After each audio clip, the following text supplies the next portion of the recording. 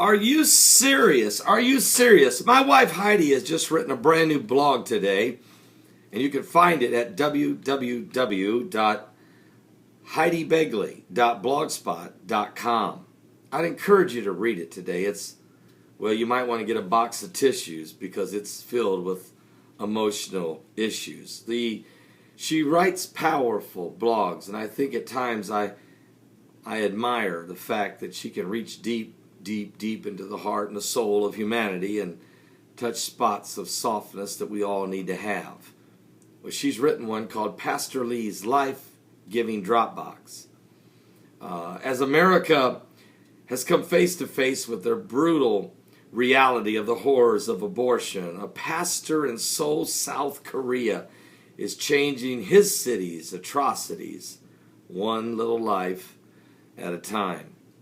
Pastor Lee Jong-yak was faced with his own brutal reality when his son Un-man was born with a mammoth cyst on his head that had cut off the blood supply and had left him severely disabled with cerebral palsy. In a society that still stigmatizes children with disabilities, Pastor Lee hid his child from his wife, Chung-ya, for the first month of the child, explaining to his wife that the child was very ill and transported to another hospital. Lee searched his own soul and finally turned to God as to what to do. He decided to fill his son's life with love. For the few short months that the doctors gave him to live. Now, 27 years later, Pastor Lee and his wife care for their son who has a body appeared to be broken from the frequent suctioning from his tracheotomy and the nonverbal responses this child makes, but the occasionally sound of a grunt. Their decision to defy the stigma of society is made public through Iman's name. His name means full of God's grace. As the debate in America rages on the option of abortion for disabled children, and even more recently the option of euthanasia of handicapped individuals, the work of Pastor Lee in South Korea has saved over 36 lives. Not only has Pastor Lee given them the option of life, he's filled their lives with love, compassionately caring for these children as his own.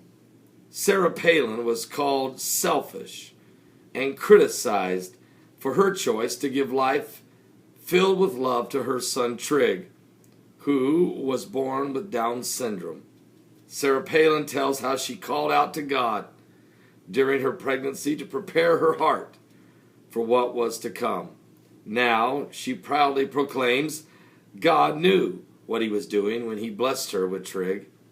America advocates abortion of Down syndrome children, as well as other developmentally disabled conditions, sitting and the unaffordable health care costs that are occurred when a special needs child causes are unfairly burdened on society, seems to be what people say.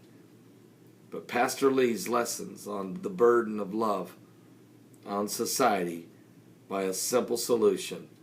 He created a drop box, a baby box. It's simple. The box filled with pink and blue blankets and a warming light attached to the outside of his church. When someone opens the door to his box, a bell alerts them to the precious deposit that's being made into the drop box. A baby whose mother chose to give this baby a chance at life despite its special needs. And while most babies that Pastor Lee takes in are special needs, some are not. They're just simply deposited out of the desperation of a mother who doesn't know where else to turn. And of course, Heidi goes on and finishes the blog, which is so powerful, explains to you just what and how the drop box works. So basically, you have a pastor who has a box, him and his wife. It's on the outside of their church with a warming light to keep the babies warm, and blankets, pink or blue. And if you can't care for your child, or if your child's too sick, or if you don't know what to do, you could take that baby to his church, wrap it in one of the blankets, place it in the box, and leave. No questions asked. And they'll care for it. A drop box. I'm Pastor Paul Begley. God is love. And the Bible tells us that if we can't love those whom we have seen, how can we say we love God whom we have not seen? And so many people would rather discard human life than take a chance on loving one. Remember this, for God so loved the world that he gave his only begotten Son, that whosoever would believe in him should not perish, but have everlasting life. For God sent not his Son into the world to condemn the world, but the world through him might be saved. You see, we were all dropped into the drop box at the foot of the cross. But Jesus seen the opportunity to pick us up and to give us life. I'm Pastor Paul Begley. Please go read my wife's blog today, if you will. Take a few moments. Also, on the blog, she has an actual 2 or 3 minute video there of the actual Pastor Lee and his wife and the babies as they take them out of the box. You'll be touched. Like I said, get a box of tissue with you. You'll need it as God touches your heart. I'm Pastor Paul Begley. Give your life to Jesus Christ.